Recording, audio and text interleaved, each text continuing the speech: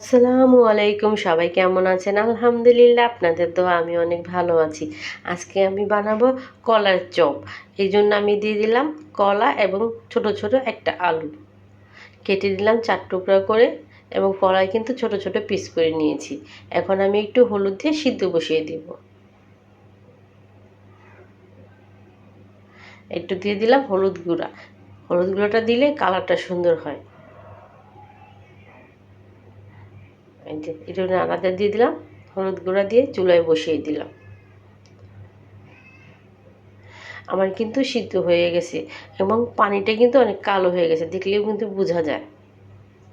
আমি এখন ছেঁকে নিব। এই যে একটা জালি দিয়ে দিলাম, এখন এটার উপর আমি ঢেলে দিব। কালো পানিটা তো ফেলে দিব, সিদ্ধ হয়ে গেছে।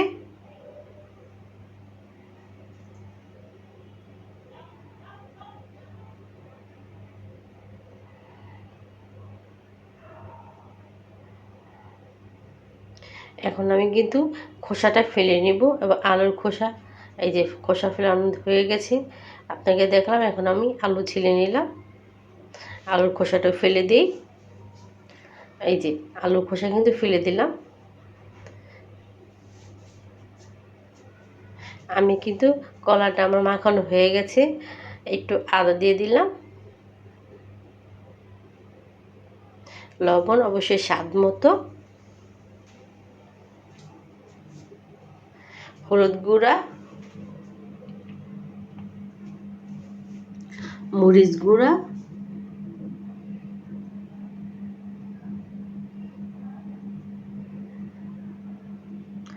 গরম মশলা, এলাচি গুঁড়া,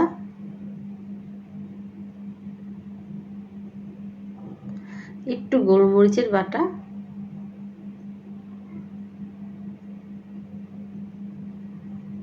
দিয়ে দিলাম ধনে পাতা,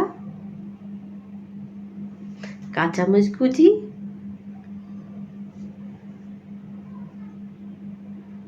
পেঁয়াজ বেরেস্তা, দিয়ে দিলাম একটু সরষের তেল। সরষের তেলটা দিলে কি হবে, ভিতরে একটা ঘ্রাণটা খুব সুন্দর আসবে। এই জন্য সামান্য একটু সরষের তেল দিয়ে দিলাম। এখন আমি ভালো করে মেখে নিব। এই যে মাখানো কিন্তু হয়ে গেছে। এখন এই যে কিমা করা, সেই কিমাটা আমি এখানে দিয়ে দিব। এটা কিন্তু গরুর কিমা। এখন আমি ভালো করে আরেকটু মেখে নিব।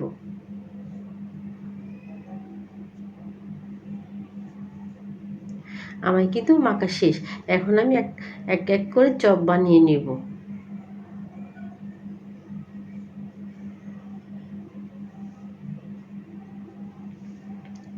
এই যে চপ বানিয়ে ফেললাম। এইভাবে করে আমি সবটি চপ বানিয়ে নেব। এই যে আমার কিন্তু বানানো শেষ।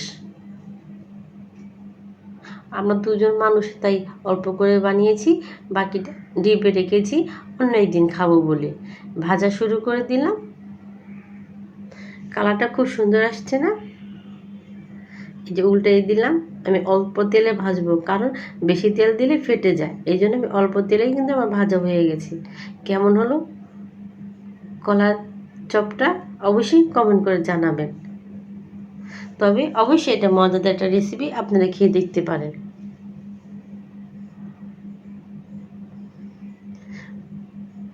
মচমচে খাস্তা একটা কলার চপ। সবাইকে অনেক অনেক ধন্যবাদ। আসসালামু আলাইকুম। আমাদের জন্য দোয়া করবেন, আমাদের পাশে থাকবেন। আল্লাহ হাফিজ।